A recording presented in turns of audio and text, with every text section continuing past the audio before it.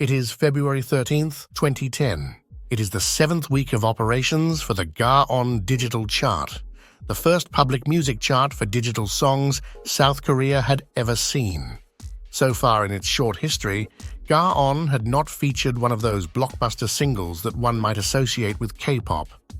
After all, it was the dead of winter, and Koreans do love seasonal ballads and mellow romantic mush. However, not even winter could stop Girls' Generation from reaching the top of the charts. No one could resist that brand new sound.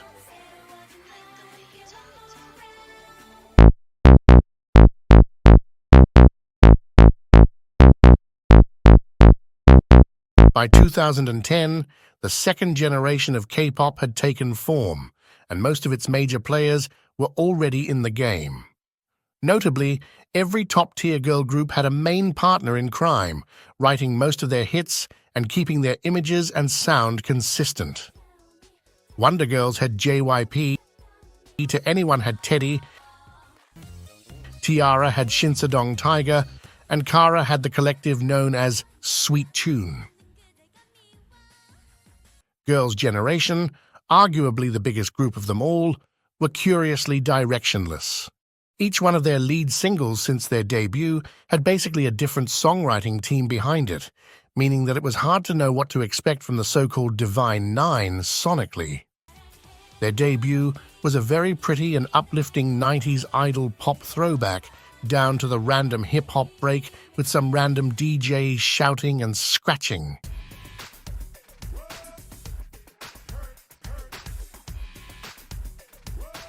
Their second one was a remake from the 80s of all things, but it slaps, actually. The third and fourth ones are some generic, sickly sweet bullshit. I hope Taeyeon hates them.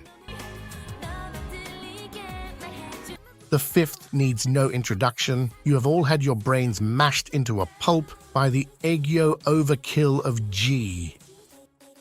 Finally, the sixth brought some Swedes and their icy dance pop into the mix.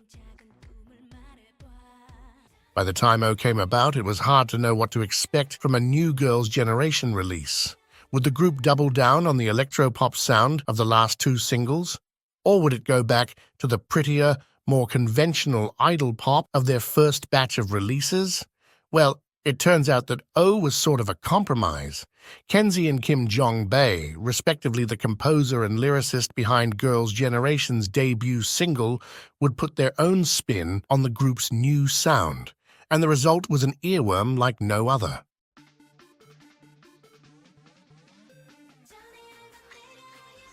How good is O? No, seriously, this thing is just hook after hook after hook. O tries to replicate G's formula, but does it better.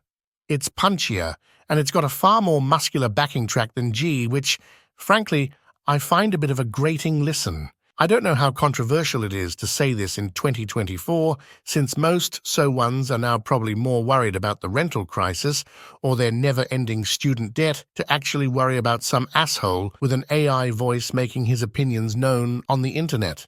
The wonders of reviewing an almost 15-year-old song, oh my. Anyway, I'm getting sidetracked.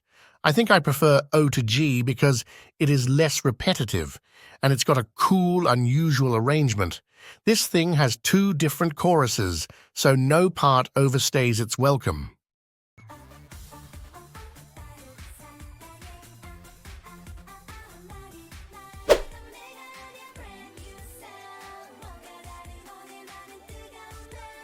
Still, there's a common thread that holds the whole song together. All these years later, I don't think I would skip O if I were to hear it on shuffle mode. It gets to stay. I don't think I'd skip the video either. It continues the sexy concept by Stealth Approach started on Genie, in which half the video features the members performing dorky Aegyo nonsense, while the other half features them doing sexy cosplay. And yes, this is meant to be sexy, don't be silly, you. Ask any guy outside of the K-pop bubble if gorgeous young women dancing in military uniforms or cheerleading outfits are meant to be cute or sexy. I dare you. This approach was honestly pretty smart of SM Entertainment.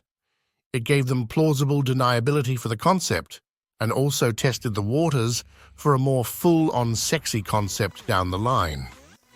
Their marketing department does not play.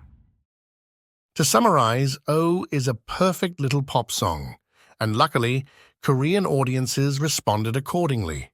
Oh would eventually become the 5th biggest song of 2010, despite spending only a single week at number 1.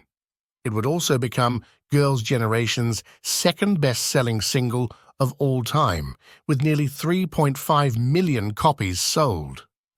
What's their best-selling single, you might ask? Well, that one is still to come in this series. Stay tuned.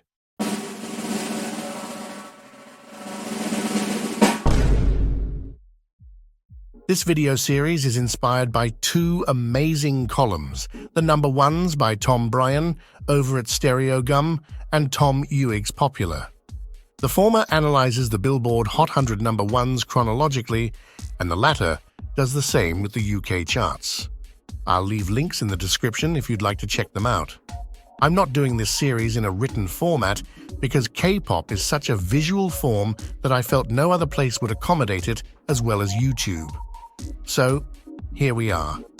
I hope you enjoyed the video, and if you did, make sure to subscribe and share the video with friends, family, and enemies.